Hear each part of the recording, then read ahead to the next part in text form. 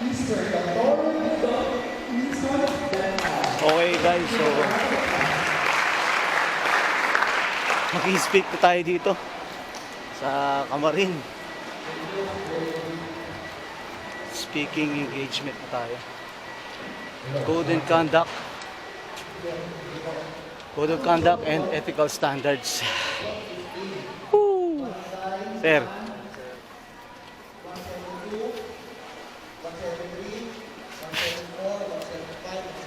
Doc, mauna ka. Ano topic mo to? Code of conduct and ethical standards. Code of conduct. Saan history ah, Jeff? Ayan, so Dapat pwede na tayo umupo para makapag-start na tayo sa technically ating resource tour. Saya pwede ilagay ito. Dito na. Ayan, so since nakapag kain na labas, sige po, andyan na po yung ating resource tour. Sir, Tapos muna tayo ulit. picture mo ako. Tapos mamaya pipicture mo kita. Tagawag Sa mga number. recitation natin. No problem. Okay, dito po ha, yung paalala yung ating house rules na iwasan na lang maging dahil once na mag-start na. So, our first resource speaker for today to be discussed the codes and conduct. So, he is a campaign speaker for the North and South Caloocan, a former mayor na Congressman Oka Malapitan, former Assistant Director of Community Extension Service Office of the University of Caloocan City, project organizer for the EVP of former Mayor Oka Malapitan for the University of Caloocan City, a Comelec lecturer for teachers of North and South Caloocan. Also, a speaker of Alakko Sabagko, seminar for preventing North and South Caloocan, and speaker for Alamat, North and South Caloocan City for the Malapitan Administration, a segment host for pilot episode of Aksyon at Malasakit AM/FM TV, Speakers Bureau from 2013 to present, Administrative Officer 5 at Caloocan City Hall, Graduate School Economic Professor at the University of Caloocan. Let's all give a round of applause to Dr. Federico G. Haboya. Thank you, sir. Okay. Okay na nga dito. Teka. Sir Jack, dito na lang to. Ayan. Then, okay, so good morning. Thank you, Sir Jack. Congratulations pala sa inyo lahat sa in behalf of Mayor Along Malapitan. No? And our topic for today is about code of conduct and ethical standards. Code of conduct and ethical standards. So this topic is very significant to you guys kasi it pertains to you as what personality you have na ipapakita ninyo sa mga constituent ninyo. So meron tayo dito mga questions regarding code of conduct.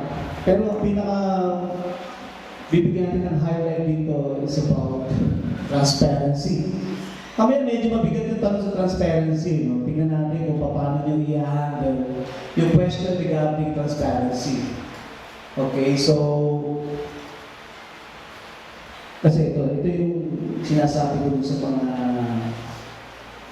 tao, mga estudyante ko, pertaining to, bago tayo magsimula, what is the highest in terms of morality? Being good or being right? Yung maging mabuti ka ba o maging tama? Ano mas mataas sa dalawa? Tama o mabuti?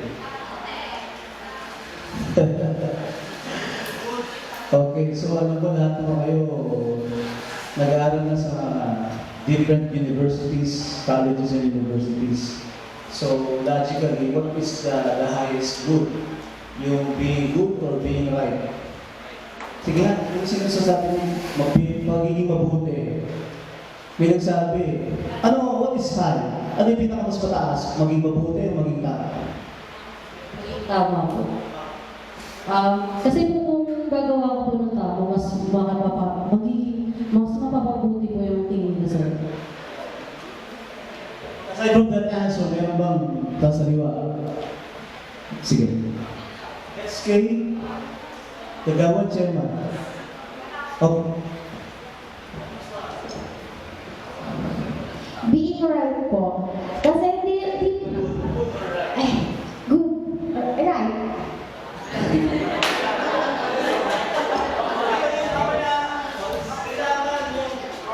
Yung decision making ninyo, as a leader, dapat talaga huwag kayong mag-doubt sa sarili ninyo. But it must be supported by Di ba kasi, di ba, science, good or right? right po. Right, kayo. Speak right. Kasi po, mas mabuting gawin natin yung tama kaysa yung, tingin lang natin is good. So next, ano ba? Last. Yes. Nako. Wow. SK Chairman. Kagawad. No, lahat ng chairman po nasa kabilang side.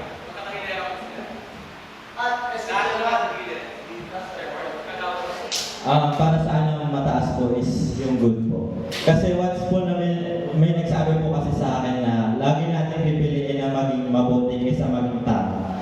Kasi yung iniisip natin na tama, hindi kasi siya, pwede kasi natin siya personal insights na tama yung ganitong bagay. Pero in reality sa ibang tao, hindi siya tama. Kaya as a public servant, mas tama na, mas maganda na gawin natin yung ikakabuti kaysa ipipilit natin yung laging tama.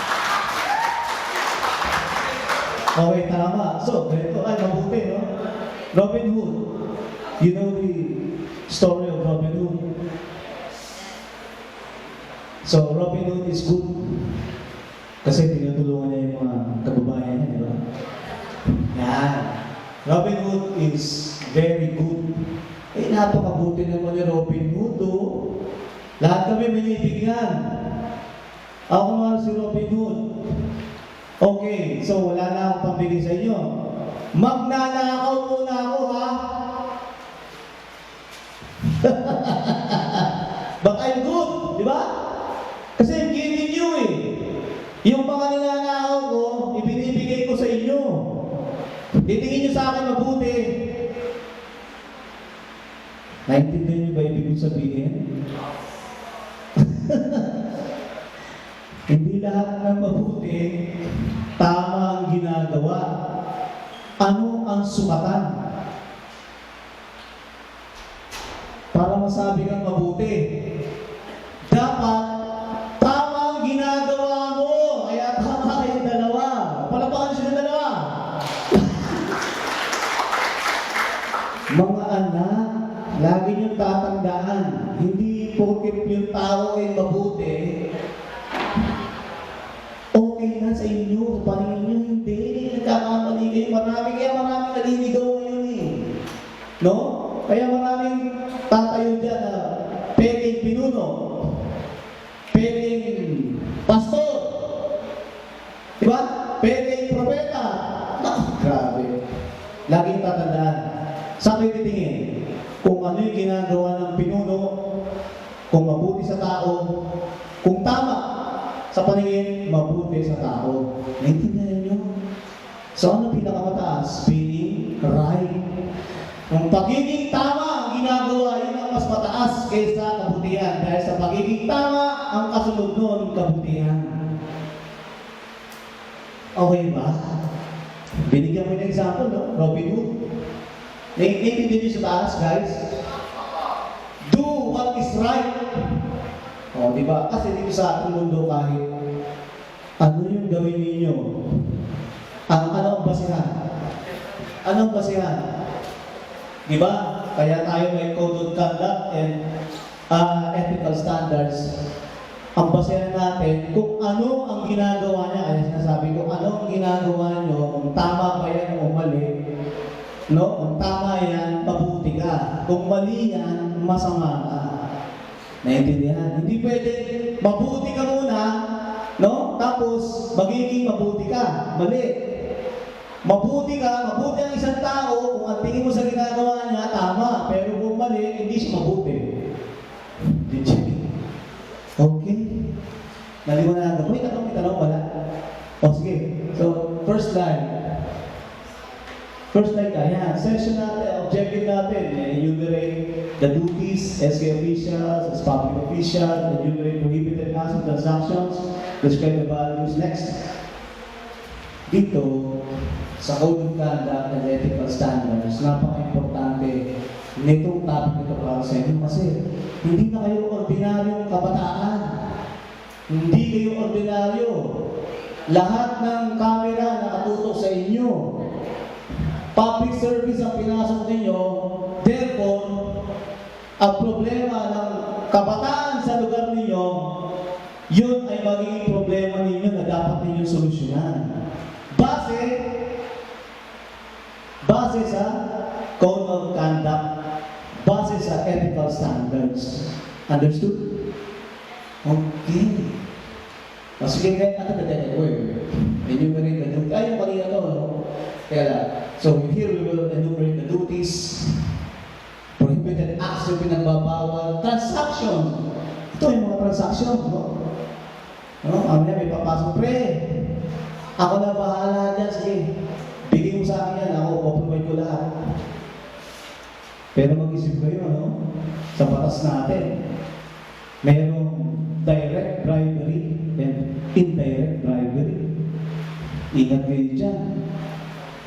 Alam nyo, sa batas, pag natapos ka ng pag-aaral, kumpara sa walang pinag-aralan, pag may krimen kang ginawa, mas mataas ang pataw sa'yo na parusa. Pero, mas mataas ang pataw sa inyo dahil kayo ay inihalal ng taong bayan. You are elected by the majority of the people within your community, no? Within your society. Kaya, mas mataas ang parusa dyan, ha? Kaya ito, Code of Conduct, piliin laging mabuti, laging matalino sa pagpapasya at decision making. Tandaan nyo lagi yan. Huwag kayo agad magdidesisyon ng ura-urada. Isipin nyo muna ng 10 o mas higit pa. Next, we're going to describe the values. Okay, next. Ito yung mga Filipino core values. I-discuss natin isa. Sige, next. Ito yung situational analysis. Sasabihin natin mamaya after the discussion. Sige na, susunod dito. Yung scenario number 1, situational analysis. Paano? Kasi may limited budget ka. Limited yung budget mo. You wanted to have a supplier, no? Limited ang budget na binili sa'yo, di ba? Kapos. But, you wanted to have a supplier which can give you the goods at the lowest possible price. Kung gusto mo kumuha ng supplier na mababa lang, di ba? Ang bigay sa'yo. Kasi kapos ka sa budget eh. So, since your family, yung pamilya mo, runs a department store which can give you big discounts and freebies, nanay mo nag-suggest that you get your department store as the official supply. Anak, bakit ba? Total, may department store naman tayo eh. Ngayon, sa pangangailangan ninyo dyan sa SK, barangay, kasi SK chairman ka, or SK kagawad ka, yung department store na lang natin ang magsusupply sa inyo. Will you accept your mother's offer? Cut. Next scenario. Sipin niyo na. Mamaya may tatawag ako or if anyone will volunteer. Pwede. Okay. Next. During a meeting with the Katipunan ng Kabataan, an issue regarding anomalous transactions was raised. Parang ganito, kung ito, may project ako rito, i-discuss sa inyong program, tapos na. Tapos, may kumalas. Teka, may anomalya yung proyekto mo eh. A KT member demanded you to show them the financial statements of the project right away. May anomalya yung proyekto mo. Ilabas mo yung statement, yung financial, kung walang anomalya. But, The financial statements are available, but you haven't yet seen them. Makikita, no? Will you present the documents during the meeting? Yes or no? Why? Cut. Next. Medyo ito pinag-usapan namin yan. Mabigat yun eh, no? Mamaya papaliwanag sa inyo bakit. Dalawang side yun. Una, declarations of policy. So, titigin niyo mabuti. So, policy of the state to promote high standard of ethics in public service. Ito, sakop lahat ko, pati lahat ng gobyerno sa buong Pilipinas. Okay? Ito pinag-usapan natin. Mapempleyado ka man, nasyonal o lokal, kasama yan. So, we're talking about ethics in public service. Ethics, no? Ako, nagtatrabaho sa Caloocan City Hall. Alright? Nagtutulong din ako dito sa grad school. But we must observe ethics in public service. There are a lot of things, there are a lot of wrongdoings, no? But you, as a public servant, dapat kayo ang magiging modelo ng sambayanan, ng kabataan. Huwag kayong gagawa. Pre, ginuman niya, pre. O, tol, panahalo ka pala eh. Oh. Ay, natake ka muna dito. Take ka, pre. Pre, huwag, pre. Kakainin, kapapanalo ko na sa SK Kagawad ako. Saka na, pre.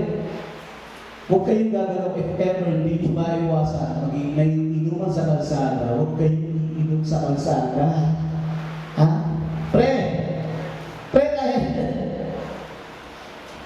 Doon kayo sa loob ng bahay na lang. Hindi nyo maiwasan. Huwag mo sa labas, no? Pahang tignan. SK Kagawad ka. SK Chairman ka.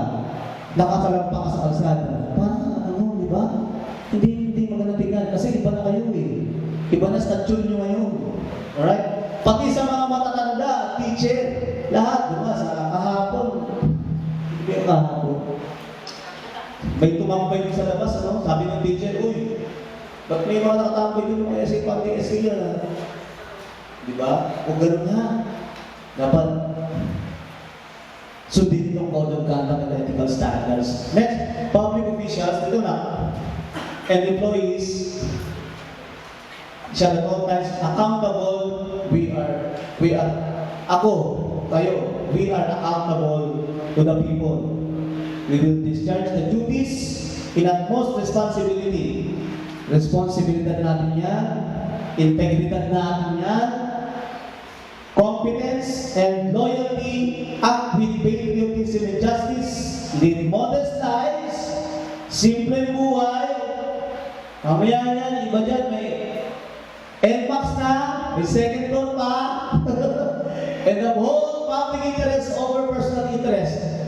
O, di ba, kaya sa iyo sa Facebook, di ba? O, kilala kita ha. Alam niyo sa Facebook, di ba? Yung mga nanalo dyan, o, kilala kita ha, wala kang NMAX dati ha. O, kilala kita ha, wala kang second floor ha. Ano ba, ganun ha, sa Facebook. O, huwag niyo pansinin nyo. Okay, then, ito. Bago yung sarili niyo yung interest, unahin niyo muna yung public. Pag-isipan niyo mabuti na kaya kayo nanalo, kayo ang representative ng publiko, no? Ng nakararami, kaya isang tabi niyo muna yung self-interest, no? Okay, next. Ito muna, values next. Baka Diyos, siyempre, lahat naman tayo na. Lahat naman yan, baka Diyos Kahit sabihin natin, kahit sabihin natin, ang relihiyon natin, Kristyanismo.